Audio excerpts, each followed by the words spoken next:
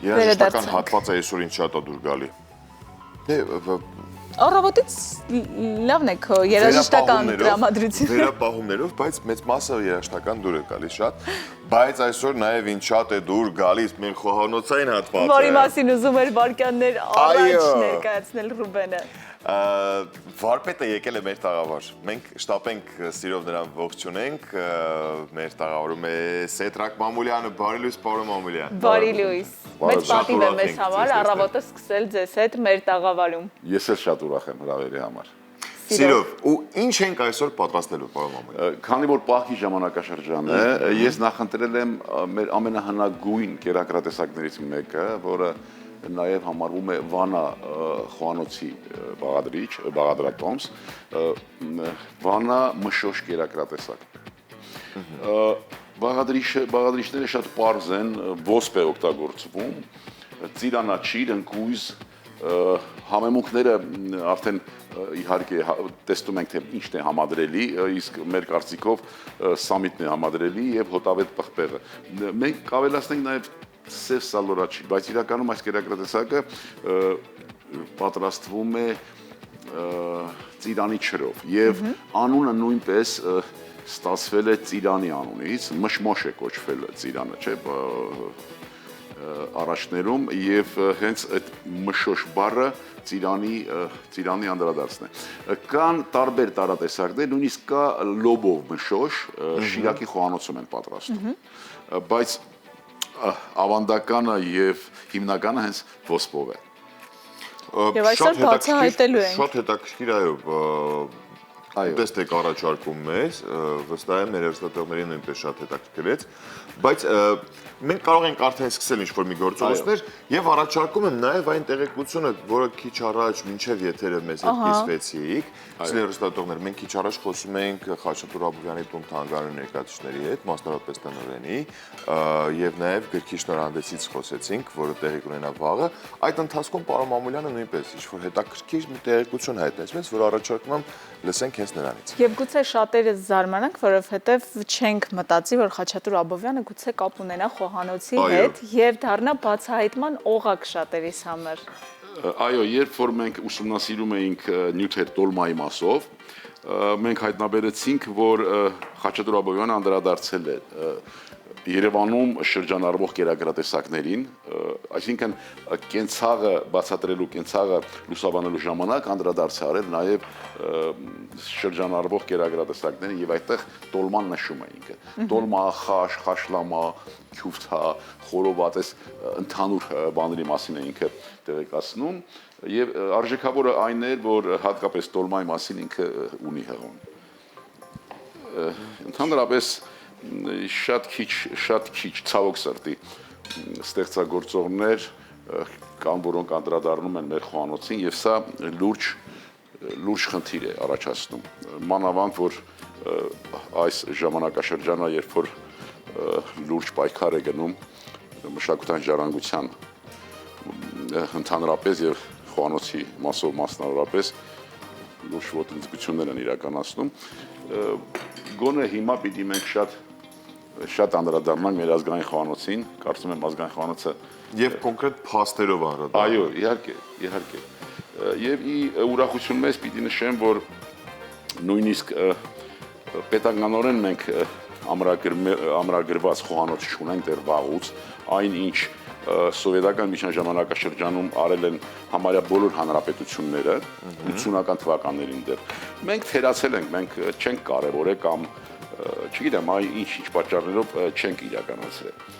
չենք ամրագրել։ Հիմա այդ գործընթացը սկսված է և արդեն էկոնոմիկայի նախարարության և մշակույթի նախարարության հետ միասին մենք մեր կազմակերպությունը արդեն նախաձեռնել է այդ պետականորեն ամրագրման գործընթացը։ Սա շատ կարևոր հանգամանք է, որովհետև եթե մենք ասում ենք խոհանոցի պահպանություն և նրա զարգացում, պիտի հասկանանք դա ինչ է, այսինքն այդ եզրույթը ինչ տարածություն է ներգրավում, ինչ կերակրատեսակների մասին է խոսքը ընդհանրապես։ Այնպես որ շատ լավ է, որ գոնե ուշ, բայց արդեն սկսել ենք այդ գործընթացը։ Մենք հատկապես փետրվարին գիրք նվիրելու օրվան ընդառաջ շատ հաճախ խոսում ենք գիրք նվիրելու, գիրք կարդալու, գրականության կարևորության մասին, բայց այս դեպքում երկու մշակույթները եթե միաձուլենք, մենք Հայաստանում մեր հայկական խոհանոցի մասին, բացի իհարկե ձեր հեղինակած գրքերից, ունենք այնպիսի գրքեր, որոնք կարող են հետագայում պատմել եկող սերունդին մեր անցյալի խոհանոցային ժառանգության մասին։ Այո, շատ մեծ, շատ ծավալուն գիրք ունենք, հայկական խոհանոցը գիրքը, որը Ազգային ակադեմիայի այդ հրատարակչության շնորհիվ է ծայվել, դա 1963 թվականին, շատ լուրջ խմբագրակազմ է աշխատել, շատ լուրջ, Արամ Փիրուզյանի գլխավորությամբ, բայց դե ժամանակները գիտեք փոխվում են, բնականաբար ժամանակները փոխվում են եւ հարկավոր է նորացնել, արդիականացնել, գեղեցկացնել այդ աշխատանքները դեռ այսպես ասած ընթացքի մեջ են, բացի այն, որ մենք անում ենք որպես մարզային խոհանոցների կերակրատեսակներ, ընդհանուր հայկական խոհանոցի այդ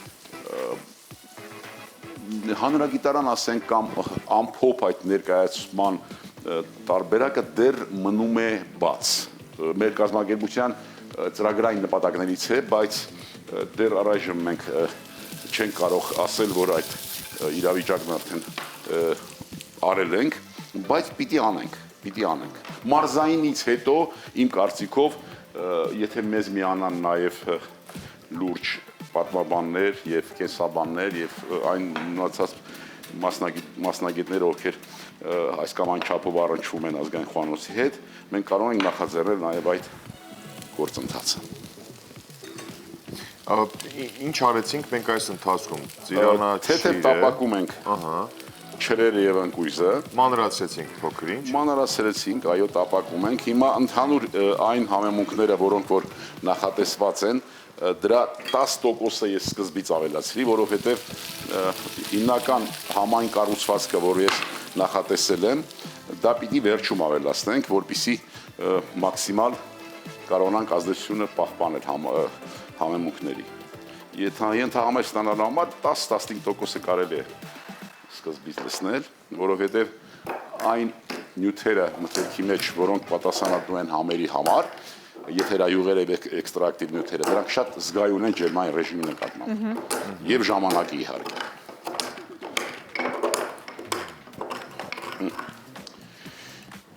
Հիմա ավելացնենք ոսպը,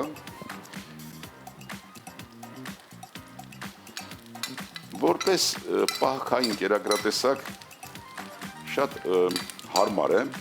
որովհետև կա սպիտակուցը, կա որոշ աստղաջրեր կան, ամենահիմնականը սպիտակուցն է, այստեղ մենք խնդիրը սպիտակուցների հետ է կապված, իհարկե Իսկ դա ինչ ենք ավելացնում։ Սա խաշուկն է։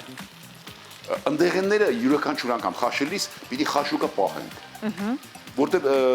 էքստրակտիվ նյութերը, համային ինչ-որ բաներ այդ խաշուկի մեջ մնում է։ Եթե մենք մսի հյութը ասում ենք արգանակ, ապա ընդեղենները մենք խաշուկ ենք անվանում եւ շատ կարեւոր է, որ մենք կարողանանք պահել եւ օգտագործել, որտեղ առավելապես սննդային արժեքները հենց կուտակվում են այդ խաշուկի մեջ։ Խոհարարական գաղտնիքներ եւս բացահայտում ենք իհարկե պարոն Մամուլյանի հետ եւ այնպիսի գաղտնիքներ, որ կարելի է կիրառել յուրաքանչյուր բաղադրիչ օգտագործելիս տարբեր բաղադրատոմսերի դեպքում, բայց քանի խոսում ենք պահքային խոհանոցի մասին, արդյոք հայկական ազգային խոհանոցը հարուստ է հենց պահքի համար նախատեսված բաղադրատոմսերով։ Մեր խոհանոցը ընդհանրապես ես մի արտահայտություն պիտի հնչեցնեմ, որը ես լսել եմ իհարկե միջնորդավորված մի անձնավորության, ով զբաղվում է, ուսումնասիրում է հայոց սնվելու փիլիսոփայությունը եւ ինքը ազգությամբ իտալացի է։ Հայոց խոհանոցը այն եզակի խոհանոցներից է, հայերը այն եզակի ազգերից են, որ դեռ բնապաշտական ժամանակաշրջանում ունեցել են սննդի համակարգ հաշվարկված 365 օրվա համար։ Եվ հաշվի առնված իհարկե բնակլիմական պայմանների ազդեցությունը մարդու օրգանիզմի վրա։ Եվ այստեղ այս իմաստով պիտի նշեմ, որ եթե ասում ենք պահքի կերակրատեսակներ, դա այդ պահքի ժամանակաշրջանը շատ բնական եւ բնության նաեւ պահանջն է։ Երբ որ մենք ձմեռը շատ կալորիապես հարուստ կերակրատեսակներով ենք սնվում, իսկ դա այդ ձմեռվա պահանջն է, ագարունը արդեն մեր օրգանիզմը ինքը արդեն ուզում է լիցքաթափվել, բեռնաթափվել եւ այստեղ գալիս են արդեն 300 անուն վայրի ուտելի բույս 300 անուն վայրի ուտելի բույս, որը ներառված է մեր ազգային խոհանոցի համակարգում։ Սա բացառիկ երևույթ է։ Եվ հենց այդ վայրի ուտելի բույսերի նաև համադրությամբ են կերակրատեսակները պատրաստվում շատ ու շատ, հատկապես պահքի ժամանակաշրջանում։ Այնպես որ ինչպես նշեցի, այս ընդեղենով հատիկավոր կերակրատեսակներին զատ մենք ունենք նաև շատ ու շատ տարբերակներ վայրի ուտելի բույսերի հետ։ Բայց մի բան պիտի խորհուրդ տամ մեր տնային տեսուներին հատկապես, վայրի ուտելի բույսերը մենք մի քիչ մոտեցումը շատ դեպքերում սխալ է պատրաստման եղանակ։ Շատ դեպքերում այդ կանաչ բույսերը խաշում ենք այնքան, որ ուղղակի դառնում են գորշ, ինչ որ շագանակագույն, նոր ինչ որ ձվածեղ, չգիտեմ ինչ եւ այլն եւ այլն։ Այնինչ նրանց հարստությունը հենց այդ նաեւ գույնի մեջ է։ Այսինքն գույնը հենց այնպես գույն չի, դա սննդային արժեք ունեցող երևույթ է։ Եվ դրա համար կա ջերմային մշակման մի եղանակ, որը կոչվում է երջերում։ Այսինքն եռացող ջրի մեջ 2-3 րոպե պիտի իջեցնես եւ հանես սառեցնես, որ ինքը պահպանի գույնը եւ նաեւ գույնի հետ նաեւ սննդային արժեքները։ Եվ նոր արդեն ավելացնես։ Եվ մի շատ կարեւոր հանգամանք կա, շատ երկար եւ տապակման ժամանակ, իհարկե հիմա պահքի մենք չենք կարող այլ մոտեցում ցուցաբերել, կենթանական ճարպը ավելի նախընտրելի է տապակելու ժամանակ, քան թե բուսական ճարպ։ Բուսայուղ, որովհետեւ բուսայուղը շատ օգտակար է, եթե ջերմային մշակման չես ենթարկվում։ Որտեղ նա օժտված է ուրեմն ճարպած թուններով չհագեցած։ Եթե նրան տապակում ենք, արդեն այդ բանը, որը որ այդ չհագեցած ճարպաթուն իզորու է այն վատ ճարպը, վատ այն խոլեստերինի մասը կլանել։ Եթե նրան ջերմային մշակման ենք ենթարկվում, այդ հատկությունը կորչում է, որ պարզ ասել այսպես շատ չմանրամասն։ Բայց տապակելու ժամանակ բուսականը այնքան էլ կիրառելի չի, որովհետև նրա այրման ջերմաշանը ծխարծակման ցածր է 100-ից 130 աշճանում սկսում է այրվել, ծուխ արձակվել։ Իսկ կենթանական ճարպը մինչև 230-240 բարձրանում է, բայց դեռ չի այրվում։ Այսինքն տոքսին չի արտադրում։ Այրված ճարպը ինքը արդեն պիտանի չի։ Ահա, հիմա ես ուզում եմ այսքան ինֆորմացիա, որ այս բանը ընկալում է ուղեղը չմոռանա, ինքը հիշի։ Դուք հիշում եք, չէ՞, դուք գրի առնում եք ուսուցել հստատողը։ Հիմա մի քիչ պիտի աղանենք։ Հիմա մի քիչ պետք է Իսկ դու զգում ես բույրը խոհանոցում։ Իմիջիայլոց աղնել շատ նախընտրելի է վերջում, որովհետև սպիտակուցներն էլ, սպիտակուցների սննդային արժեքը նրանց մեջ գոյություն ունեցող ամինաթթուներն են։ Եվ այդ ամինաթթուները աղի հետ եւ ֆետի ջերմային մշակման ենթարկելիս որոշ ամինաթթուներ վնասվում են։ Հատկապես նաեւ մսինը։ Ասեմ, որ մեր հերոսադիտողը հիշի, աղաջրի մեջ պատրաստված միսը սննդային արժեքներով կորուստ ունի։ Վերջում ավելացրածը ոչ։ Հիմա ծածկում ենք։ Ու ես, որ միշտ մոռանում եմ աղավելացնել։ ապրես։ Հիմա շատ կարևոր է, որ մենք կարողանանք համերը պահպանել։ Հիմա սամիտ ավելացրի։ Ես արդեն ինչպես տեսակ թարմ վիճակով արդեն մամլեցի հոտավետ պահպեղը։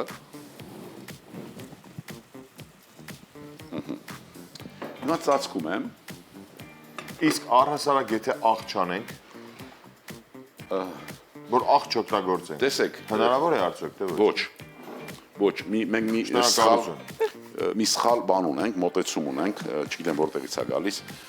աղի օգտագործման մասով։ Աղը շատ լուրջ, աղը աշխարհի համար 1 կոնսերվանտն է, համար 1։ Բացի դրանից համային առումով, եթե մենք ընդհանրապես անալի ենք ճաշակում, որևէ կերակրատեսակ, նրա համերի բազմազանությունը չեն կարողանում զատել։ Եվ աղի օգտագործումը խիստ կախված է բնակլիմական պայմաններից։ աշխարհում գոյություն ունի 11 բնակլիմայական գոտի տարբեր, որից 7 առկա է Հայաստանում։ Հիմա բարձրադիր վայրերում աղը քիչ է օգտագործում, ինչու՞։ Որովհետև աղը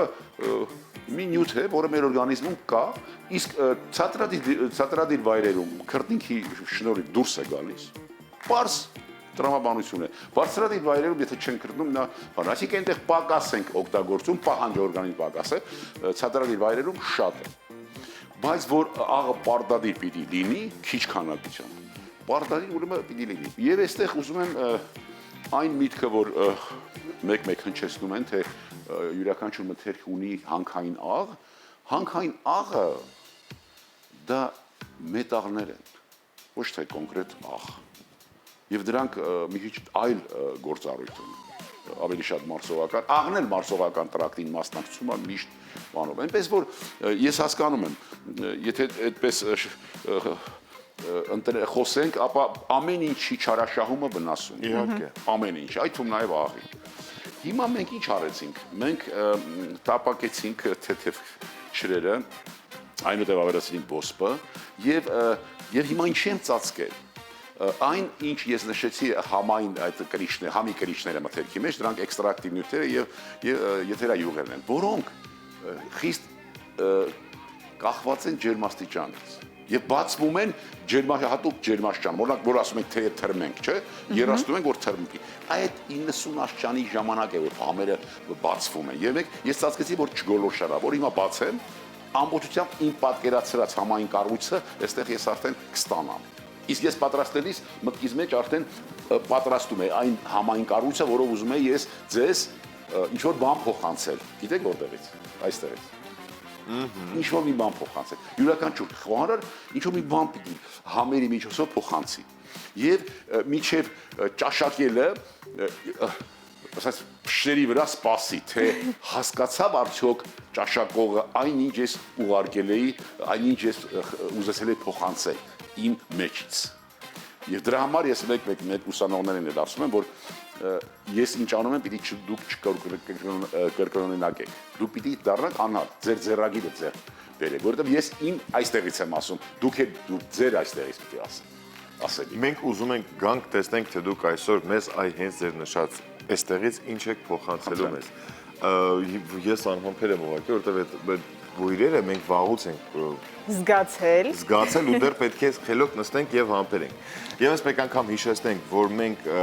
ծիրանաչիր, սեպսալորաչիր, ընկույզ մանրացրեցինք եւ տապակեցինք ձիթայուղով, կկարծես թե հետո ավելացրել ենք մի փոքր սամիտ, բայց ավելացրեց բամա։ Վերջում։ Այո։ Չէ, սկզբում էլ բայց դուք ավելացրեք։ Այն եթահամերի մասին որ։ Այո։ Հետո արդեն մեր նախապես պատրաստված խաշված ոսպ ավելացրեցինք, հետո ոսպից հետո նորից թարմ էսպես սամիտ, այո, մի քիչ թարմիչիր, էլի թարմ սամիտ, հոտավետ պղպեղ եւ փակ պահում ենք կափարիչը, որպեսզի եւ այն բոլոր բույրերը գաղտնիքները, որը քիչ առաջ վարպետը ասաց։ Դե Ու ինչ, շատ ամենագեղեցիկ շնորհակալություն։ պահը։ Հա, մատուցման պահը։ Ռուբենը ուզում է արագ ավարտել այստեղ եւ գալ խոհանոց, որպեսզի համտեսենք, Հա, իհարկե։ բայց համատուցումը եւս շատ կարեւոր է, Ինչ պետք է գեղեցիկ է։ տեսնել, հետո փորձել։ Այ, տեսնենք ու նոր փորձենք։ Պարոն Մամելյան, շատ շնորհակալություն, որ այսօր մեզ հետ էիք, այս հետաքրքիր հին հայկական նաև բաղադրատոմսով։ Ես եմ շնորհակալ։ Եթե ափսեն կարմիր է, սև է, կարող ենք այսպես Մի փոքր կարմիր։ կարմրացնել, գրավչություն ավելացնել, որովհետև նախ եւ առաջ գերագրատեսակ պիտի գրավիչ լինի, հետո օգտակար, հետո համեղ։ Շատ շնորհակալություն ձեզ։ Մենք շտապենք ձեզ մոտ, ձեզ լավ օրվա շարունակություն ենք մաղթում։ Շնորհակալություն։ Ձեզ էլ ասում ենք, եթե դուք նոր եք որոշել նախաճաշել, ապա բարեախորժակ, եթե չեք սկսել ու պահքի մեջ եք գտնվում, ապա հրաշալի բաղադրատոմս առաջարկեց վարպետ Թեթրակ Մամուլյանը։ Մենք գնանք փորձելու, իսկ դուք լսեք երաժշտություն։ Գրացեք։